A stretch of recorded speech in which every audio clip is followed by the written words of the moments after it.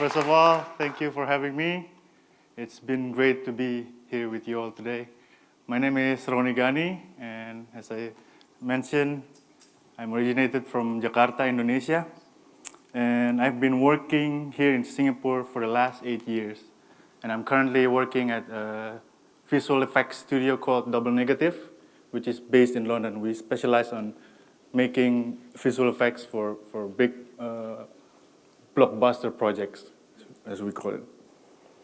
So during those years, I was fortunate enough to be involved in this project list, like mentioned, Avengers, both of the Avengers actually, and then Pacific Rim, and then the last installment of Transformers, and the newly released was Ant-Man. So yeah, I was really humbled to be having the experience of involved in these projects. As if I, as a kid, know that the grow-up version of me will work on these big movies, and I was a fan since I was a kid to these characters, to this universe of stories and whatsoever. And if I know that there is a possibility that I can be involved, I wouldn't believe it, even when I still as a kid. But here I am, standing in front of you and say that I can be involved in this project is such a really wonderful experience for me to have. But I must say that the journey for me in becoming an animator wasn't all easy and smooth. I wasn't equipped with the adequate resources back then, because I was struggling to find like the process of what I want to become. Now, as an animator, I need to tell you the story in a more entertaining way. So here goes. So that was me. As a kid, I've always liked to draw in and on any kinds of medium, including my mom's wall, of course. And then as I grow, I also started to pick up reading comic books, and that's when I started to become like fans of those big stories, like what I already involved in. And then I always amazed by the drawings that I saw, and then by the story that were being told through that comic books. And all of this process kind of like grow the passion of arts inside of me. I wasn't realize it back then, but right now I see it like this passion of art has always been my ultimate resource ever since then until now. And then I also started dreaming of being an artist for when I grow up. But unfortunately, like what happened to most childhood dreams, reality started to kick in. As the time comes for me to choose what I want to study and then what I want to truly become, I was being faced by a social situation where they see arts as a child's play. It's not even a real profession for them. They told me that it won't provide stability. So being faced with this situation, I don't want to make a confrontation onto the situation, so I have to come up with another idea. And then I came up with a thought that if I combine my arts and then mix it with engineering, then I will have architecture, right? So this thought was actually proposed for me to mask or cover up the intention I have to study art. So the society can see me as an engineer, but it's actually just a mask for me to channel through my passion of arts. That's the whole idea, which is, in the end of the day, not quite true. So all my expectations were not really coming to reality, and then I not quite satisfied with what architecture is about, and once again I was lost in direction, or where I want to go and what I want to be. But it wasn't all bad, because during my study I got introduced to 3D softwares, which I use for doing my design visualization back in the day. And then later on, I got to know that the usage of this 3D software are more heavily being used on animation and film industry. So by knowing this gives some hope back into my heart. It brings back expectation for me. And then it kind of like triggered my side of art again. Even though I know the path, if I took this path, it's going to be a long path and it's going to be painful, it's going to need a lot of effort and sweat, but at least I started to see some shade of light at the end of the tunnel again. And then I set my heart, I make a decision, okay, I'm going to finish my study and learn animation and become an animator. That's my goal. And then, but the learning process was also tough because similar to arts, animation also wasn't really popular back home, back in the day. There wasn't really any proper school where I can learn from, and then, I really have to get my hands on to any accessible resources that I could find, starting from books, online tutorials, and then free seminars, etc., so on and so forth. I self-taught myself animation, and I practiced days and nights. My main goal is to finish my my portfolio, my animation portfolio, so that I can brace myself and go look for jobs, which I did, until I finally landed my first job and started my career as an animator ever since. So yeah, that's a brief journey that I have. It's a bumpy ride. Seeing all the process now after doing animation for several years, I realize what is it all about of being an animator. The biggest challenge for an animator is to engage the audience, the viewers, to the storytelling process that's happening in the movie. It is being done through the believability of the character's performance and physicality. So, in a way, animator needs to breathe life into the digital model. This digital model is, in reality, is nothing more than just a mathematical calculation inside of a computer. It's just like as if it's a clay. It's not, it doesn't live, it can't move, it's just dead. And we, the animators, are responsible of giving it life. It is only successful if the audience believe when they see that the character is moving with their own willing, not because of someone is moving them using a computer behind a desk. And then, so in a way, the animator needs to give an illusion of life to the character.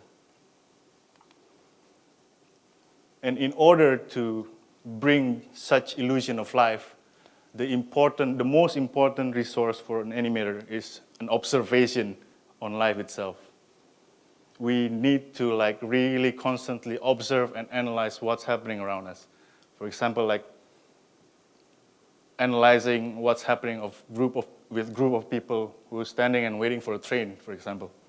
Like if we see on the screen right, how those two persons are more chilled from the way they stand, from the posing, compared to the rest of the people in the frame. And if we see closely that they're standing a bit distant with the door where the train will arrive. This, in an animator's eyes, will tell us a story that, okay, this guy is not in a hurry. This guy is taking his time. Maybe they're both in vacation or something, which gives a contrast to whatever happens with the surrounding of the people.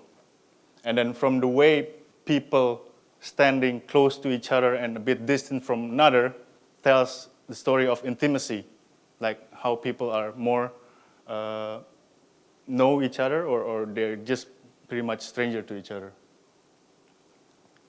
We also need to learn or analyze and observe about poses. Each pose tells a different story in animator's eyes. Like this guy's on the left. A person with more weight tends to stand with more spreaded legs. This needs to happen because the body is physically wider, and then it needs more area for the body mass to drop. I'm not saying anything, but this is the fact. This is the physicality that we animators need to understand. We need to capture that and then bring that as an illusion of life on the screen. Different from the guy on the middle, where we see him with a more athletic figure, it seems that the center of his body mass is located as if around his chest area, which makes him more agile. He looks more agile and more dynamic, like more heroic, if I may say. Not only a pose can tell about physicality, it also can tell us about emotion and psychological state of a character, like we see with the guy on the right. We can clearly see that this guy is having a tough time at the moment. He's kind of like in a very stressed pose. He's like deeply thinking about something, about a mistake that he just done, or maybe some not nice situation that he's going through. We definitely can see some depression on this pose. So regarding about the center of body mass, there is a method that we animators try to play around. Like by default, a normal people would tend to have the center of body mass around the belly, around the stomach. So by playing this around, we can achieve like different characterization of a subject. Say if I put this in a normal spot, my casual pose would be like this. Right, so if I try to lift it up to the chest area, I have like something similar to the middle guy, which is more agile. And what happens if, with this default pose, I walk around? I tend to look like a more heroic or superior kind of character. So this approach maybe are being used if we want to create movement for like we're developing a superhero or something.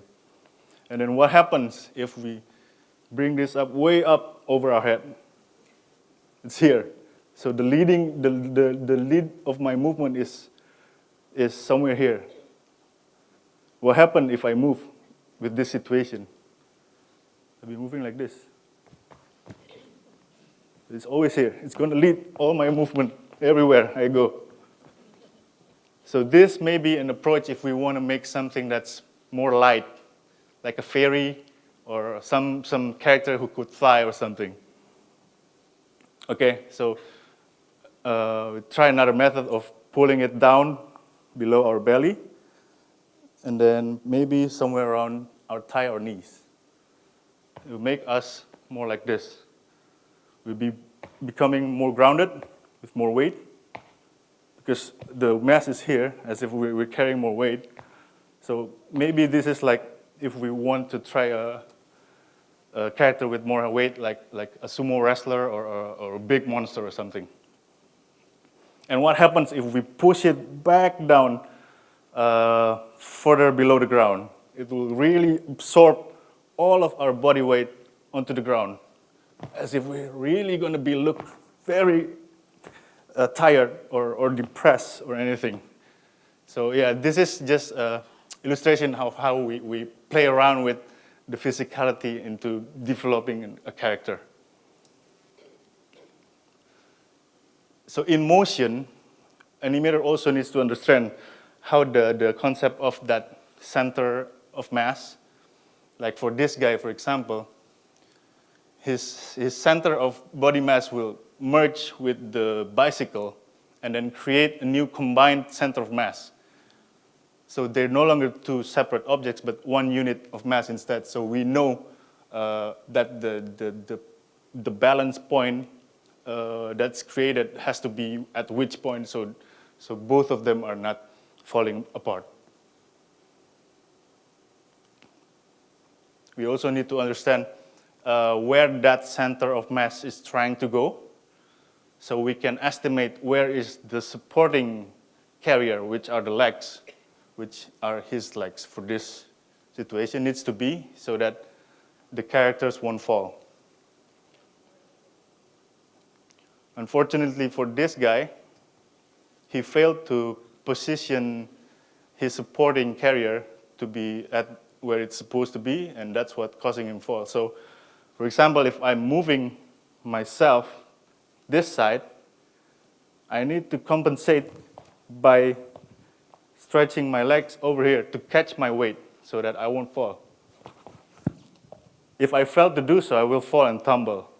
And that, in principle, is the same thing with human walks. A human walks, in essence, is a controlled fall. So we constantly making ourselves falling forward and controlling it so that we don't fall. So at the same time as we fall forward, we also catch it with our legs. And then the legs, after catching it, it also helps to carry the momentum to keep going forward.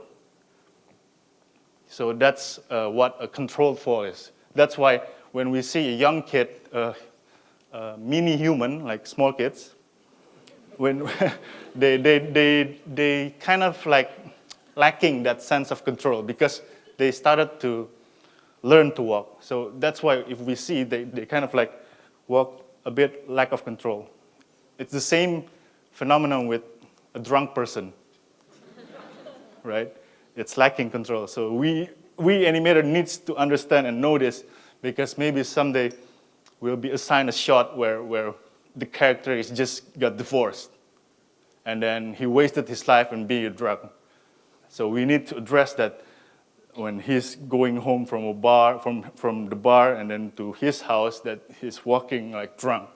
What is the essence of the physicality of a drunk walk? That's the thing that we need to address.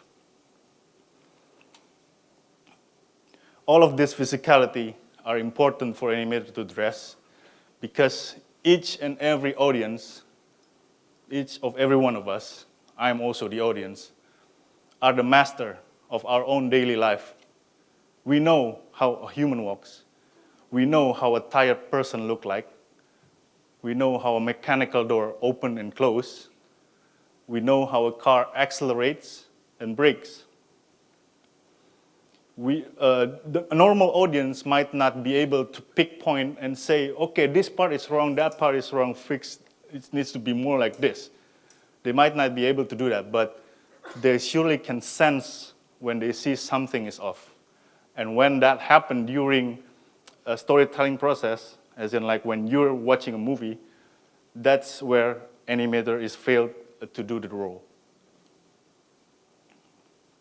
So in the next example, I'm going to show you my piece of personal animation where I started by planning the acting, and then I started with doing some poses, and then I carry on with doing it on computer. How I feel. So for a performance kind of shot, we always started with audio. You sit there with a mass murderer. A layer of performance on top of those dialogue or your heart audio. Rate is jacked. So we keep hearing Your over hand? and over again. Steady.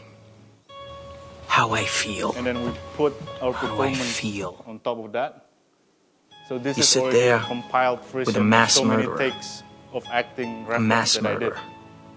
Your heart rate is jacked. Your hand? Steady. And then I start How to I feel. block those poses in. How do I feel? It's still rough. You sit there with a mass murderer. A mass murderer. Your heart rate is jacked. Your hand? Steady. How I feel. Expressions in. How do I feel? Now we can see the thought process of the character. You sit there with a mass murderer. Dialogue. A mass murderer. Some lips. Your heart rate is jacked. Your hand? Steady. This is what the final looks like. How I feel. How do I feel? You sit there with a mass murderer. A mass murderer. Your heart rate is jacked. Your hand? Steady. So yeah. Now, thank you. If my animation succeed at the final version of it, you as an audience wouldn't tell whether that is being made by a person from behind a computer, but rather he's acting by himself. He has his thought process. He's responding to a question that's being thrown at him from the guy behind the screen, off screen. And he tries to remember what's happening, blah, blah, blah, and then he just do his performance by his own will. So all of this are being done successfully with using daily observation as a resource. By being able to do that, animation can do any kinds of animation. An animator can do any kinds of animation, whether it's a emotion performance like that, or the one that's more action fighting like this one.